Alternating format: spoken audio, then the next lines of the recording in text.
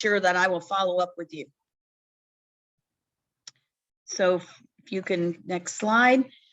Again, my name is Barb Himes. I'm the Director of Education and Bereavement for First Candle. And who First Candle is an over 40-year-old national nonprofit organization that focuses on SIDS, accidental suffocation, and other sleep-related causes of death.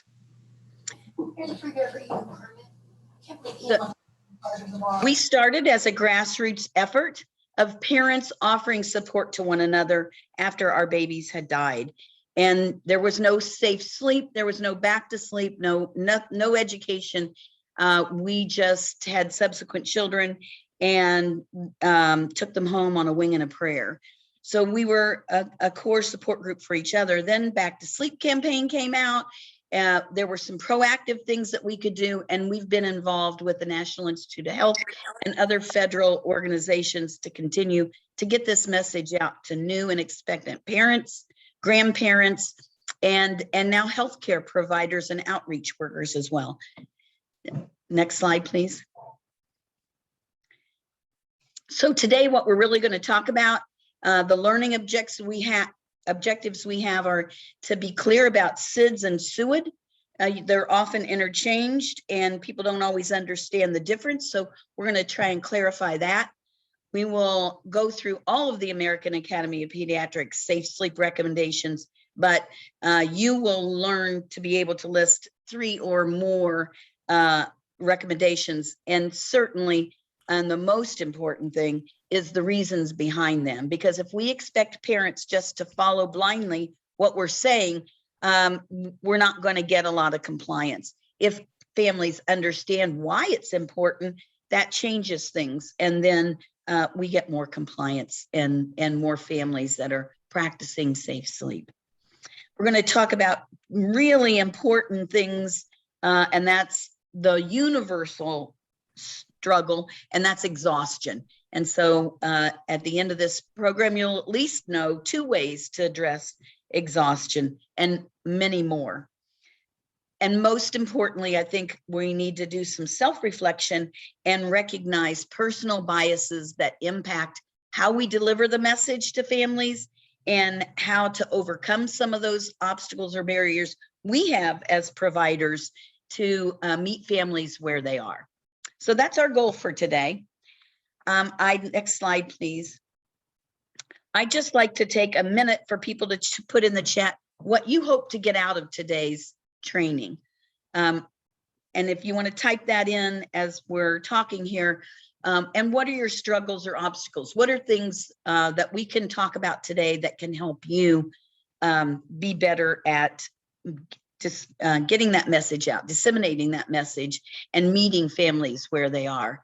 What do you hope to get out of today? For me, my hope is that everybody leaves this webinar with some new information, with a call to action, with something that they can do personally, in their personal life, in their professional life, and some bigger changes that we might get on board with. Changes takes a lot of time, and it's often slow. We have to be patient with that, and it's bigger than us sometimes. But if we get those wheels turning, anyone typed in any chats? Do we have any messages? Helpful resources. Share with your community. Up-to-date info. I think we're going to cover everything that I've seen in the chat, so that's good. Next slide, please. I think the best place always is to start with a definition. Just what exactly are we talking about, so we're all clear and on the same page. So SIDS has been used for a very long time, and I think it's just kind of seems to be that it's a catch-all.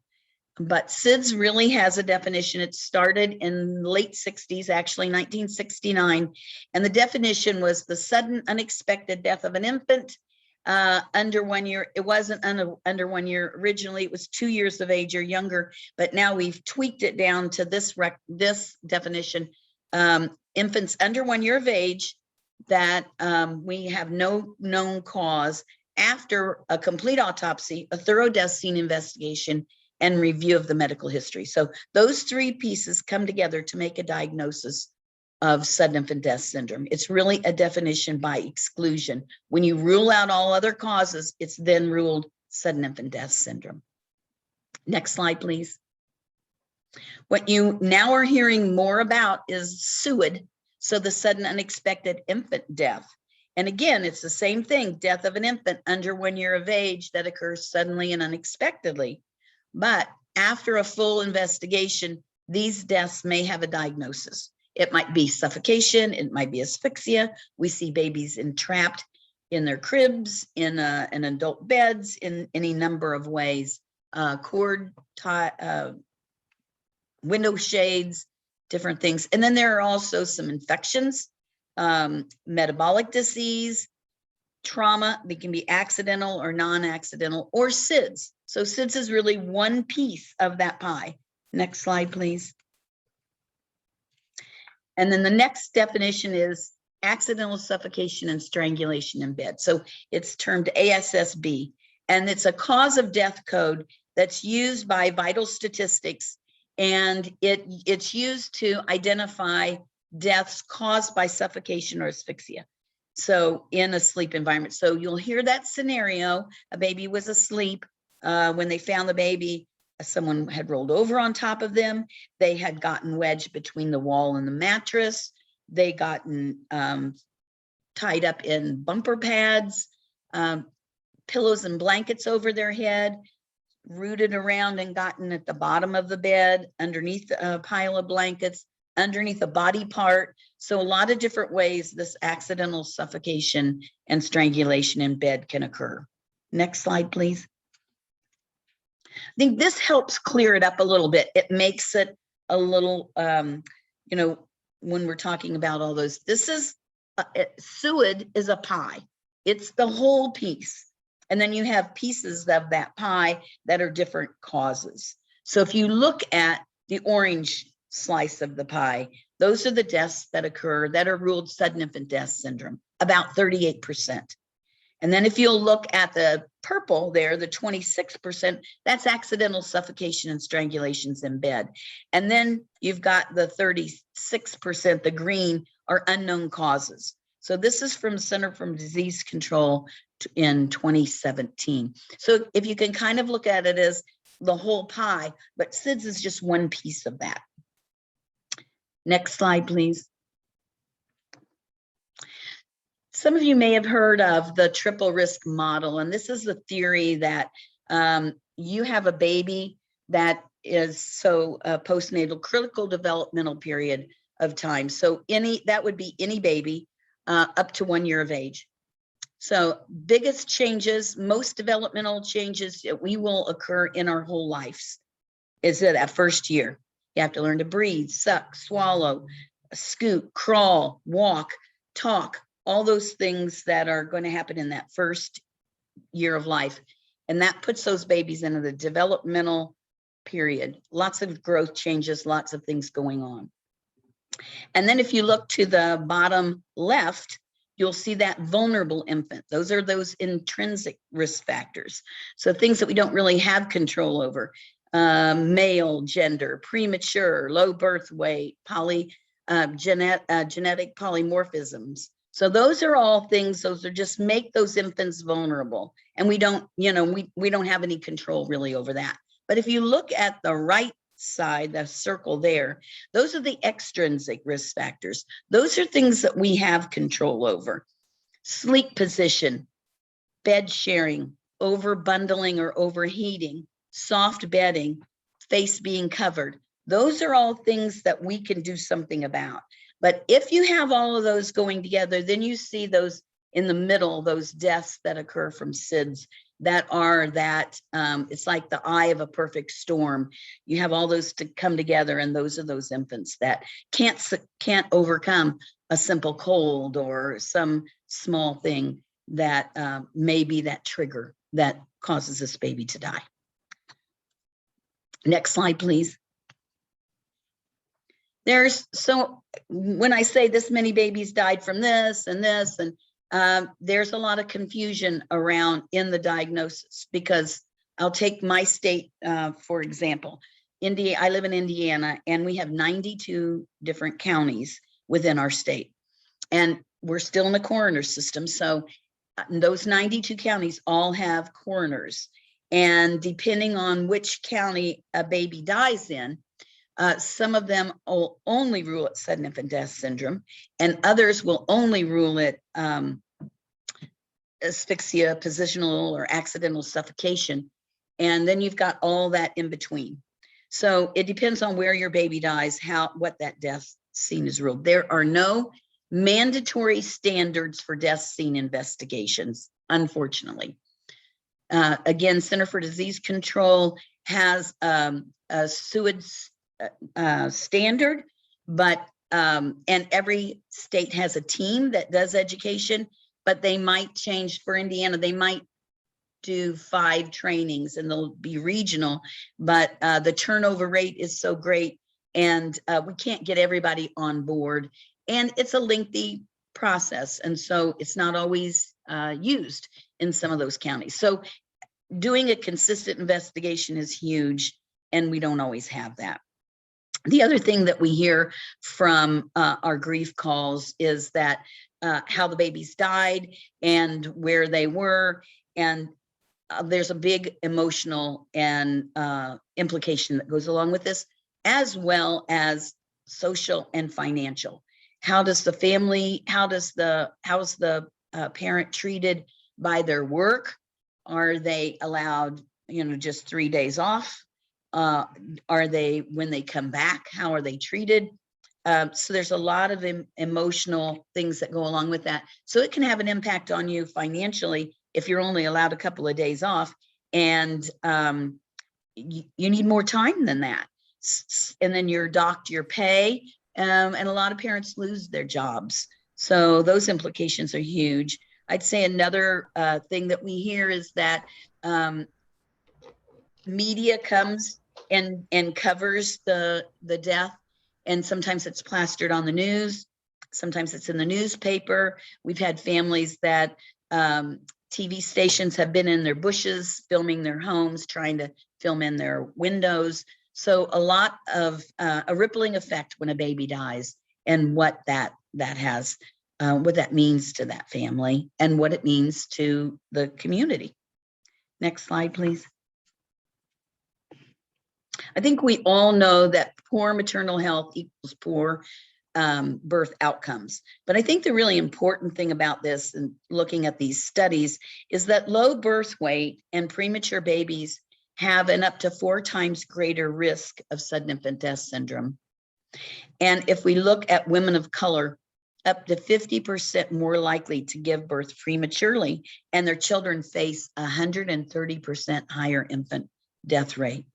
That's just unbelievable, and a travesty that shouldn't be happening in our in this United States, a wealthy country. Next slide, please. So we really know that education equals a healthy mom and a healthy baby. So important things are keeping prenatal appointments. And when I say that, I challenge all of you to not just that it be on the mom to keep those prenatal appointments, but that we as outreach workers, as healthcare providers, as those working with the families, that we help them navigate that system. Healthcare providers should be making appointments that are convenient for the family. And so if we can help navigate that, kudos to us. It's going to make a difference. We hear talk about stopping smoking while you're pregnant, and a lot of moms do that, but we have to really take into consideration and share second and third hand smoke so that it's in cars that we ride in. If someone's smoking in the house where the baby's going to be, that it's on the curtains, the furniture, the carpet. So really taking all of these things a step further. When you see those articles in the paper or the news reports, oftentimes it's all focused or to infer that these deaths only occur to drunk, addicted moms and families. And we have to broaden that scope to look at over-the-counter medicines as well, because those will dull your senses. NyQuil will make you tired. Benadryl will make you tired. They'll make you sleepy, groggy, where you can roll over on a baby or put a baby someplace that's not safe, not even really thinking. So really anything that would dull your senses, whether it's a prescription drug or an illegal drug or alcohol. Breastfeeding education and support, it's huge that we offer that to parents. With the pandemic, they're staying about 24 hours in the hospital. They're going home with a baby and maybe no support within their family or circle of friends to have the support or education to what to do when you have a fussy baby, even after you've breastfed them. So we'll talk more about that. But again, these are some of the things. Creating a safe sleep environment. We'll talk about what that looks like, but parents need to have the mindset of, what should my sleep environment look like? And then a strategy on what a safe sleep plan is.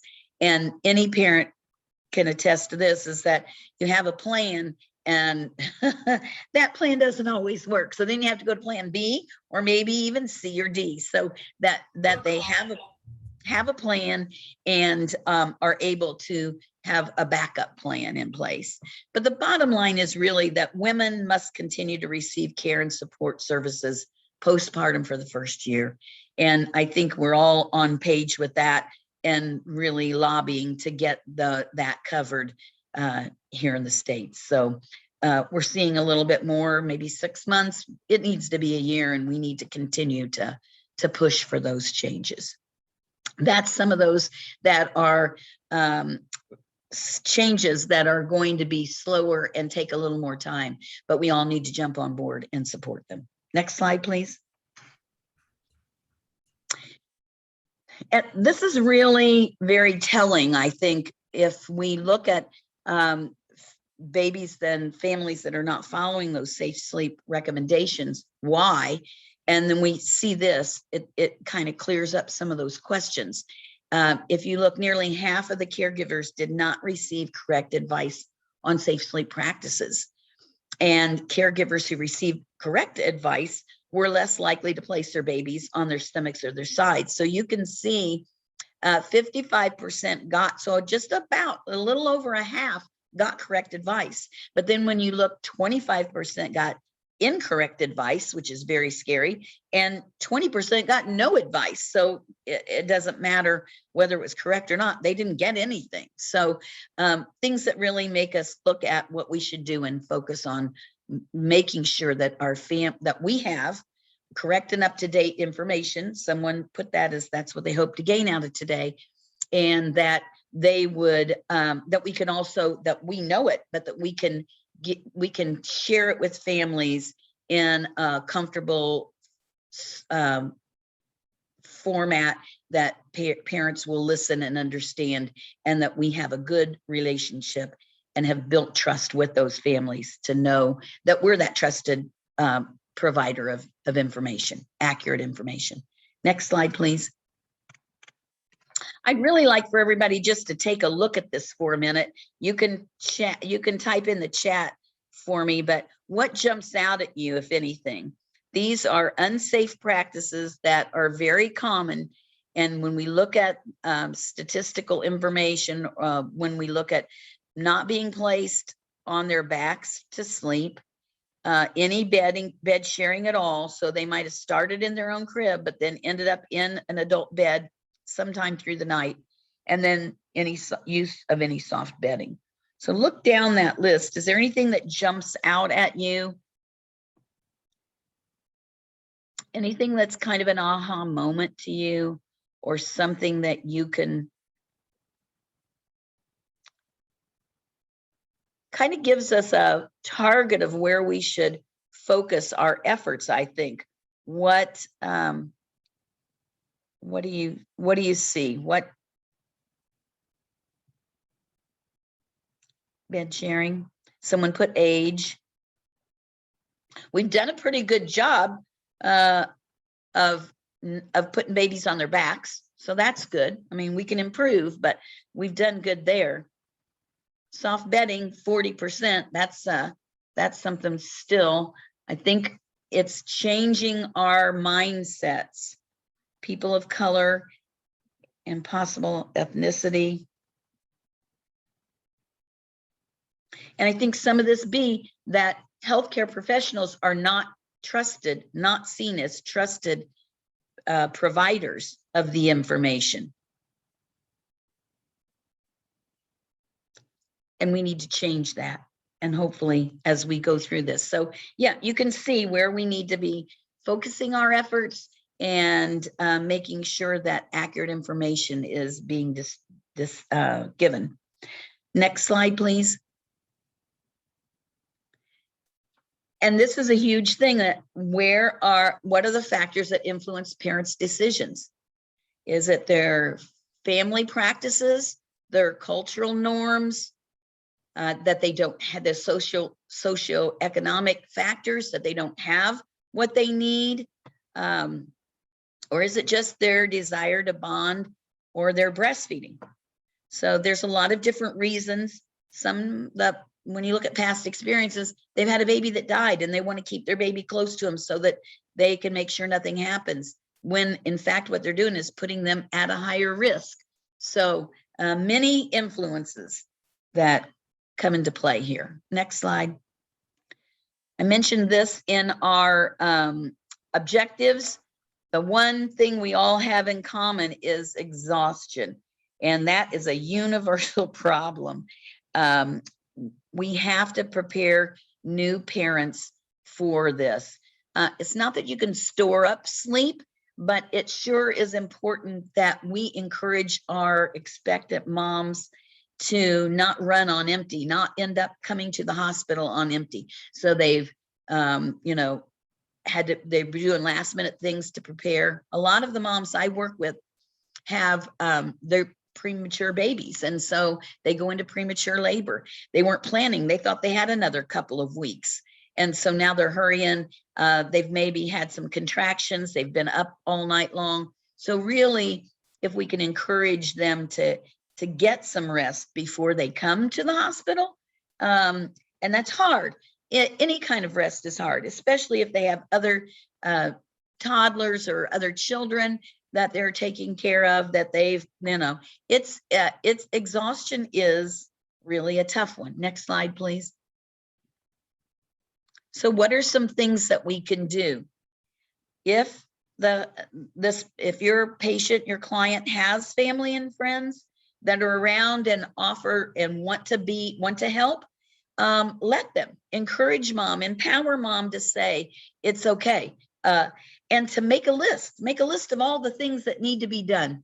Clean the house, run the sweeper, do the laundry, make food for the kids, whatever it is. And then when people ask, here it is, right? And people don't really say, hey, I'm going to come over and get your laundry and do it for you, which is what they should do.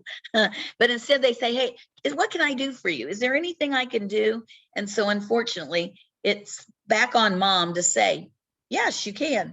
And you can do this and this and this, because mom's job is really to take care of that baby. And to do that, she has to take care of herself first. So if they come and want to help, keep the baby here for a little bit while I take a nap, while I go in the other room and take a nap. For partners, that they take shifts. They don't need to be supportive of each other and be awake for each other. But if you take shifts, then somebody's always rested, at least better rested, and can take trade off. Some things to do is to sleep or rest when the baby sleeps. And again, if you've got other children, that's going to be a little harder, but at least it be a quiet time. So if there are toddlers or other older children, let's have that be quiet time. So while the baby's sleeping, we're going to do some meditation, some deep breathing, read a story quietly, just have a little bit of time to regroup and be ready. The other thing I always like is to have white noise, and that kind of helps everybody calm. And it can be music or you know, waterfalls or whatever it is that that family likes. Are there any other tips anybody else want to share in the chat room? What tips you use or say? I always like to say, turn off electronics, turn everything off, just shut everything down for a little bit while that baby's sleeping so that it can be a quiet time. Blackout curtains are great. A lot of my families don't have those and can't afford them. So just throw a blanket up over the window, keep it quiet. Any other suggestions that you use, that you normally use? Everyone's quiet today. Okay, next slide, please. And so it's really all about caring for your baby and yourself. Next slide. I always share with families about bedtime rituals. This is really important. Sleep is really important for babies, for toddlers, for children. For babies, it's their growth time. It's and for adults, for parents, it's mental health time. So I say right from the start, develop some kind of a bedtime ritual. And here are just some suggestions, but families can pick whatever and choose whatever works for them. Dim the lights, soft music, read a bedtime story or tell a bedtime story, warm bath, a little baby massage. And the other thing is that whatever you pick of this, that you just be consistent. So for newborns, they aren't going to understand or read a bedtime story that you read. But if you just talk to them in a sing-songy voice, they know that as a story. And so they don't have to understand what it is. You can even be mad and say, you know, I don't know where, you know, that pizza delivery guy is, but I'm really getting hangry and I hope he comes soon. And the baby doesn't know any different, and they just are in happy time. They're smart, they learn quickly. So after a little while of being consistent with whatever the bedtime ritual is, and pick a time and make it be 7:30, 8 o'clock, whatever it is, they'll know as those lights turn dim, as the soft music plays, or as you tell the story, they will know this is the time to wind down. This is the time to go to sleep. And that will happen then.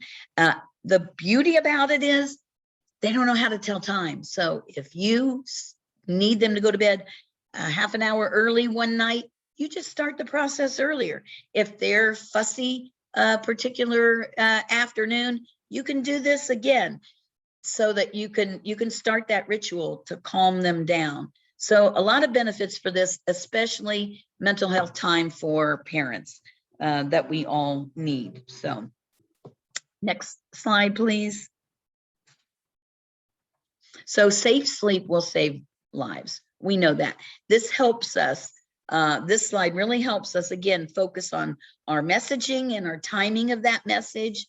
So when you look at the babies that died, 79% who died from accidental suffocation and SIDS were found somewhere other than their own crib or in a crib that had a bunch of junk in it. So, but if we look at 1 to 3 month old infants, the leading cause was co-sleeping or bed sharing. And then as they get a little bit older, 4 to 6 months, the leading cause was items in the crib. So again, it helps us paint that picture of where we need that information and the timing of that for families. Next slide, please. Where do our families get their information? And this is huge because they get them from all sorts of places. Healthcare professionals, great. If you look at trusted family members or community members, that's important. We just need to make sure that we have the accurate information from grandmas and elders. That's where we have to make sure they're not getting their information and their care information with some dated information. But various touch points in a mom's life. So we all have some opportunity to touch a new and expectant family's lives. And then, of course, there's always the online information. So this is really important because you can find anything you want online that will substantiate whatever you want to believe. So we really need to make sure that they have credible sources when they get online to find information. So in 2015, 75% of parents use social media for their parenting information and support. And Facebook was the most common and popular one among all of the races and ethnicities. So Facebook, I'll share a story later about Facebook, but you can get great information there. You can get great group support there, but you can also get some misinformation. So really kind of scary about that. Next slide, please. I think we come from a lot on this webinar. We come from a lot of different areas and disciplines, but I think this is a really important one. And this is what I would really challenge you all to go back and do. And that is to organize or do some kind of a group that you can get different disciplines. It can be it can be a task force, it can be a symposium, whatever you want to call it. But if you look here, the messages need to come from all these different folks. I think they say you have to hear something 7 times before it becomes part of your belief system or understanding. So if you look at when mom finds out she's pregnant, so getting some information then, which is huge because they've got the time and being, they're like sponges. They want to hear and read everything they can. So a great time to share some of this information, especially about breastfeeding, but also about where's your baby going to sleep. Doulas and midwives are another opportunity. Lactation consultants, visiting nurses, community outreach workers, visiting midwives. Again, all these people are touch points. And it isn't that it's in everyone's job description to do it, but this is an opportunity to be that change agent, to change it, change your look at this, not as it's not my job, but change it into it's my opportunity. And that touch point you have with the families can save babies' lives. Next slide, please. So a coalition, consortium, convene one of these, adopt. You can get together monthly, quarterly, whatever, so that you make sure that you're all giving a uniform message, knowing that each discipline has a different culture, so you can know what someone else is going to be saying or doing, and then share those resources. As someone mentioned that they wanted to get some resources. That's a great opportunity to convene this group, find out what's available in your community, and make sure that if there aren't supports, let's start one. Let's organize something. Next slide, please. The definition of insanity is continuing to do the same thing and expecting a different outcome. And so this is just huge, that if we keep doing the same things and expect babies not to continue to die, then we might be the insane ones. So we have to really look at what we've been doing and how can we make a change? How can we be those change agents? I have good news and bad news about the American Academy of Pediatrics recommendations. And one is that it's 2016. It's the most recent information you're going to get. But every 5 years they update it. American Academy of Pediatrics recommendations are updated. And so right now, the Academy has for the last year has been reviewing all the research that has been going on in the last since 2016. And they've looked at that, the evidence-based information, what's legitimate evidence-based, and it's put into new, updated, tweaked recommendations. This task force then sends them out to the Academy membership. They get input back, they tweak those, and they get it all together, and then it's disseminated every 5 years. So you can do the math and figure it's due to come out this year. And they are working on it right now. So hopefully, and always is at the end of the year, around October, November, before those recommendations come out. So this is what you're getting right now is new. And I mean, it's not new, it's the current, but at the end of the year, we should be getting new information. So know that this is good now, but kind of put in your mental calendar that you need to follow up at the end of the year or the beginning of the year to make sure what those changes are and incorporate those into your educational opportunities. Remember that parents are the ultimate decision makers. So we can give all this information, and that's what our mindset has to be, knowing it, giving it, and so that parents make an educated choice about where their babies are going to sleep, how they're going to be fed, you know, the things that parenting practices that are covered in this.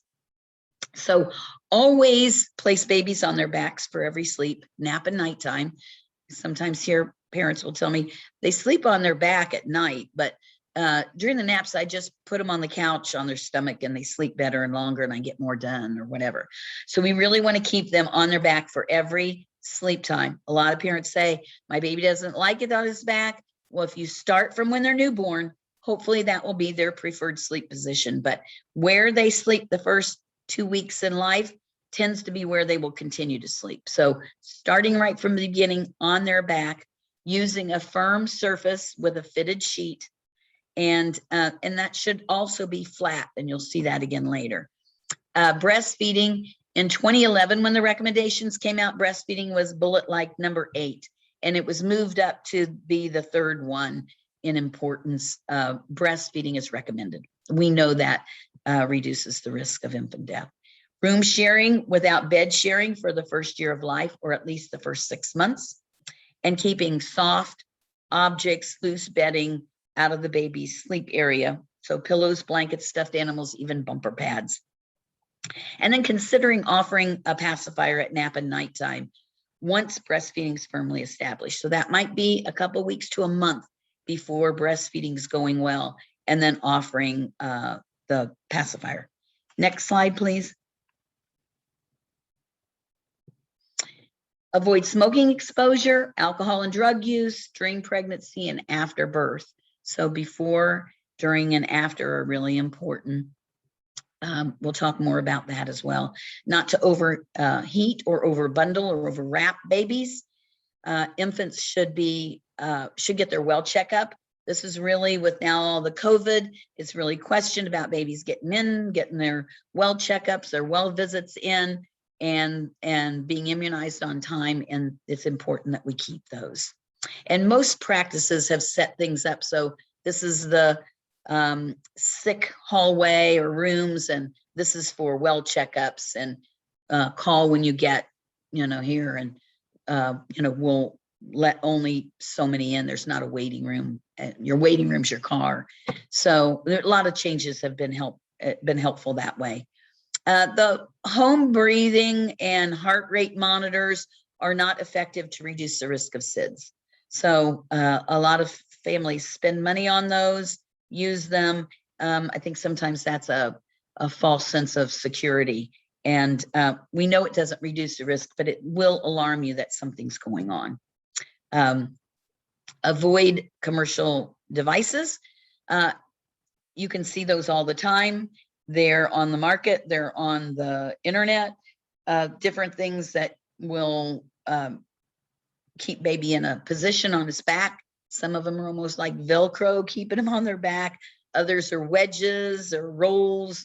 And we just see that as another pillow or blanket. So not using any of those, and get supervised tummy time.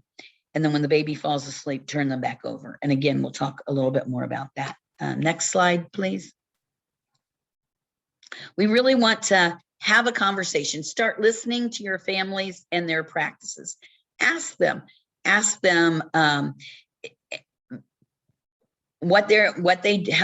they haven't had any children yet, what are their plans? What are their family practices? Get to know them and know where they're coming from, and don't judge. You can't really judge a family, because they won't listen to your advice if they feel like they're being judged. Help them make it as safe as possible. Talk to them about it. Why would we, why do you do this? Is this a family practice? Is there some logic behind it? Knowing that premature babies, low birth weight babies are especially vulnerable. So we need to really have that conversation with families, but again, in a conversation approach, not in a preachy approach. Feeding in an adult bed is safer than a couch, a recliner, armchair, whatever other sleep places to sit up. If adult falls asleep in the bed with the baby, they can, if they're in the bed, it's safer than if they're on a couch or a recliner. We've had babies fall between parents' arms, between the cushions of the couch, a lot of different ways. And so we want to really avoid that. Next slide, please. If you want, anybody want to put in and share conversation starters that they use? I like to try, if they're just some non-threatening verbal conversations, icebreakers, ask about the baby. If the baby hasn't been born yet, have you picked out a name yet? Do you know if it's a girl or a boy? Do you, how much did you weigh when you were born? Does this name have any significance? Anything that's just a non-threatening way to start a conversation and build on that then as we talk about more difficult topics. I don't think I see anyone that's added anything, but surely there's some other little tools that you have in your toolbox that you use to chat with parents. Next slide, please. This is a really important one. Look at this slide. Now, this one, I really hope someone will put something in the chat. If you look at this, we know that despite the risk, bed sharing is on the rise. If you look at this picture, what makes this unsafe?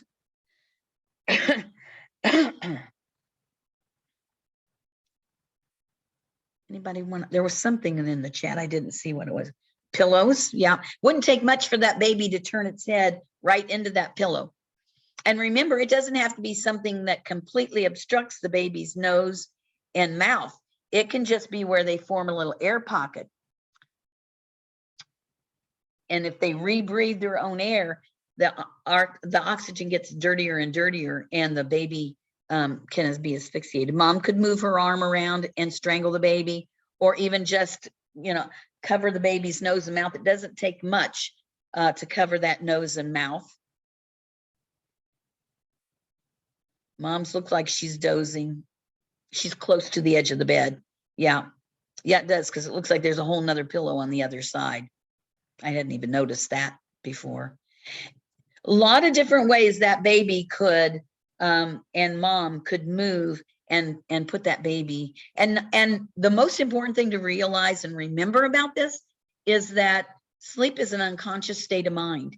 And no matter, our mom instincts that make us light sleepers and hear things, with a new baby and being exhausted, there's going to come a time when you just sleep right through that. Next slide, please. These are some of the whys behind what the recommendations. So using a flat, firm surface, you should be, if you put your, firm to me and firm to my husband are completely different. So a good rule of thumb or a way to know is put your hand down. If you lift it back up and you can see that imprint, that's soft. You shouldn't be able to see that imprint. So the other thing that's really a good resource is to get the Consumer Product Safety Commission link for recalls. And you can get on it, and then it will just automatically keep coming, and you'll keep getting those. So, and parents are so tech savvy these days. All the parts should be in working order. I see them cribs sometimes out of the curb being thrown away, and somebody comes along and throws it in their car and takes it. Next slide, please.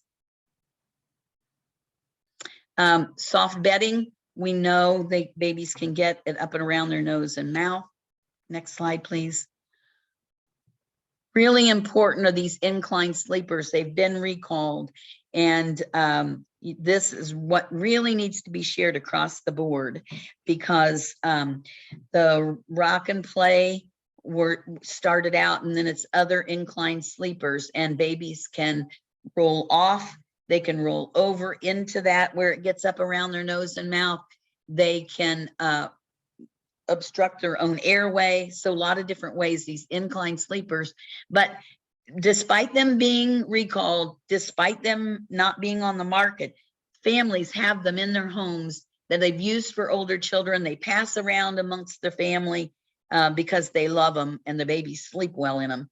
But too many babies have died in them. So we need to get that word out. Next slide, please.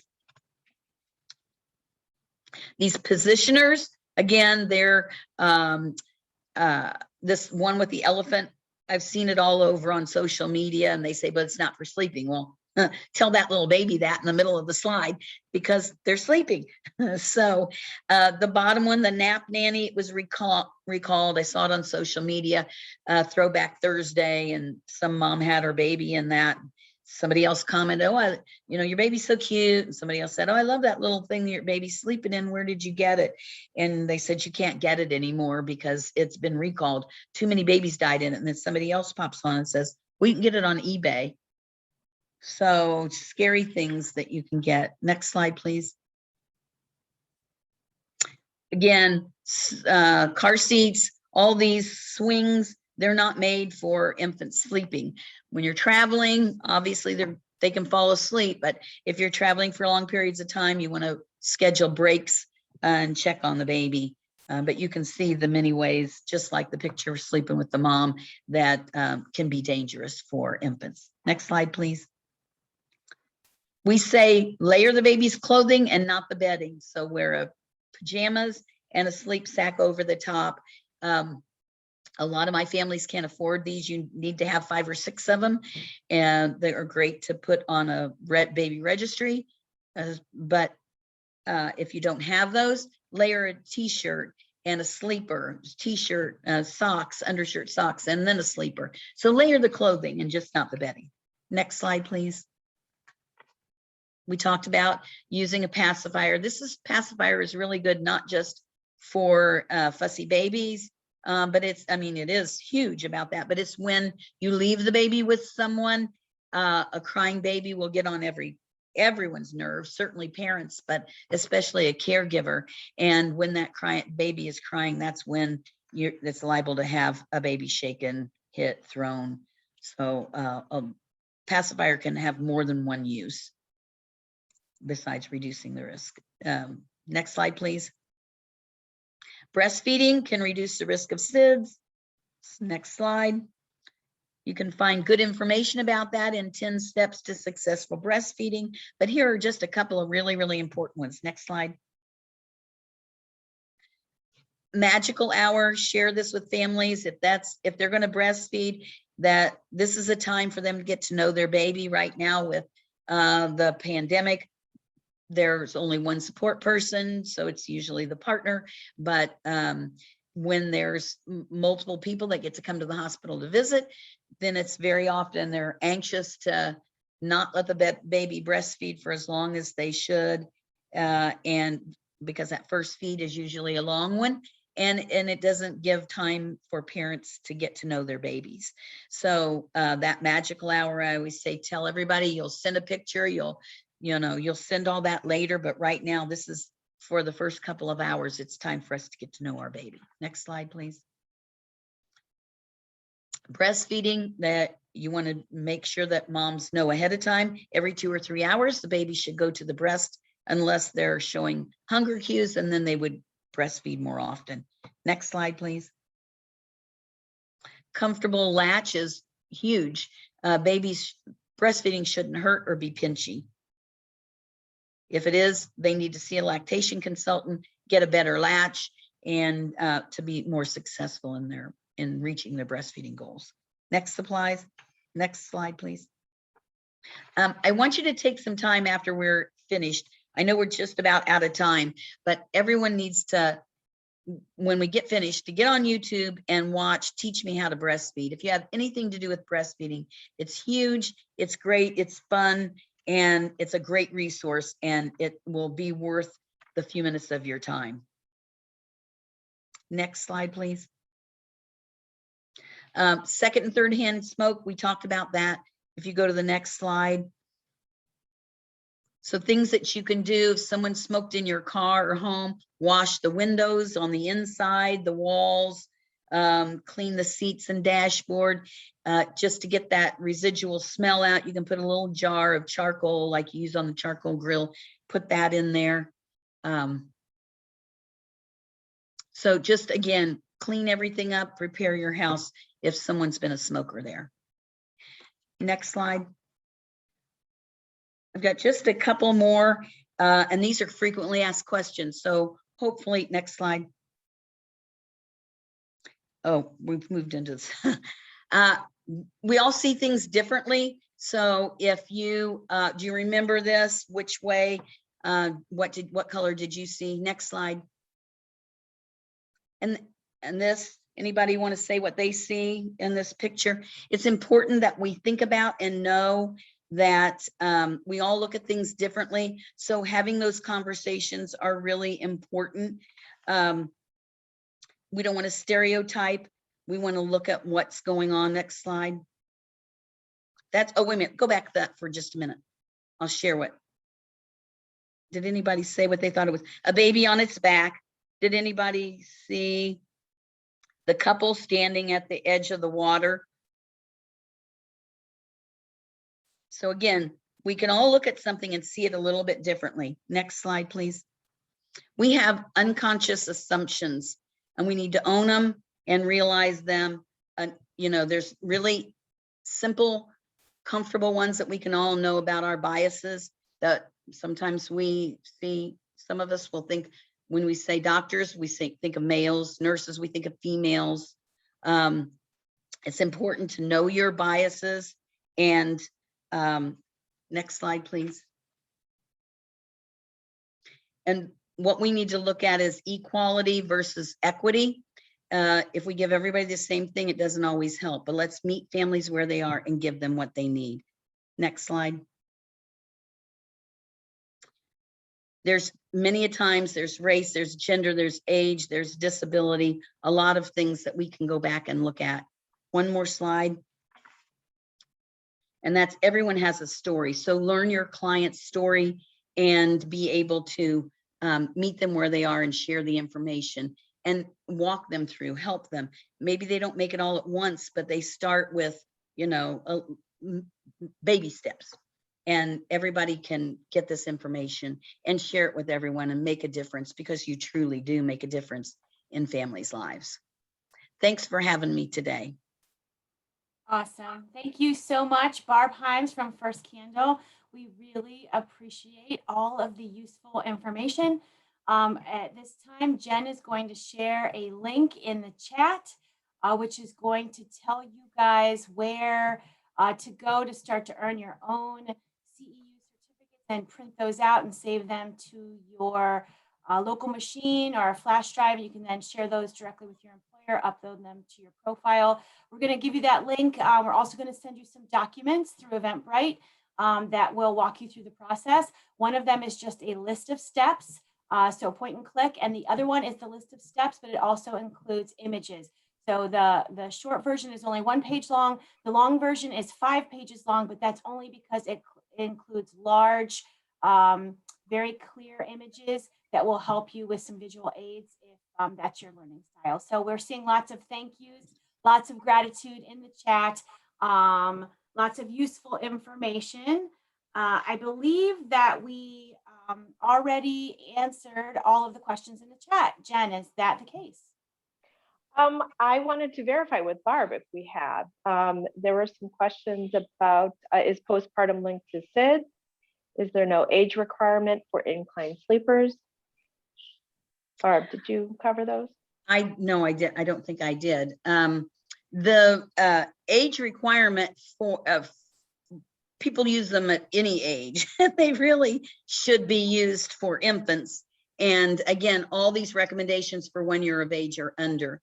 But, you know, and all of these are developmental as well, because you can't just say a particular age, because babies start rolling, you know, it never fails. I say, you know, an age and someone tells me my baby rolled over at 3 weeks. So you usually see that between, you know, 2 to 4 months. But so that's the hard part about developmentally. And I'm not sure what they mean by the postpartum. What was that question again? If she's still here, let's see. Last name is Carmichael. She says, is postpartum linked to SIDS? That was me. Okay. Okay. What do you mean? So basically, I was inquiring whether women who go through postpartum, do you see a rise in SIDS in those women? You mean postpartum depression? Yes. Okay. A couple of things. We don't have good statistics on to know that. There's not a good studies about that, but breastfeeding will reduce the risk of postpartum depression. So it seems like it's a struggle to breastfeed, but if we can, that's why they need support, because once they do, it will decrease the risk of postpartum depression if they breastfeed. Okay. Thank you, Barb. You're very welcome. And my email is barb@firstcandle.org, spelled out, barb@firstcandle.org. If you think of a question later or have something else you want clarified, don't hesitate to shoot me an email. There's a question, Portia. Some CHWs are asking if they can also be emailed a link to the CEU certification. Yes, Survey. the link is actually on the document that I'm going to send out with the steps. It's right at the top. It's the first step, so it's on there. Sounds good. Yep, we'll send it out to you guys. Well, thank you, everyone. Sorry we went a few minutes over, but such great information. We want to thank all of you for joining us today, and you can unmute yourselves, turn on your cameras to say goodbye if you would like. Otherwise, this is it. We have concluded the webinar. Many thanks to all the MiCHWA staff who assisted us today, Jen, Nia, and to our special guest, Barb. Thank you very much, and everyone have a fantastic weekend. Thank you. You too. Thank you. Bye. Bye, everyone. Bye, thank you. You're welcome. Bye. Bye. Have a good weekend. It's nice out there. It is where I am. Yeah. Thanks. Stay hydrated, everybody. Yes. Tell your clients too. It's about to go through the roof, especially when you're Bye. inside. Bye-bye, everybody.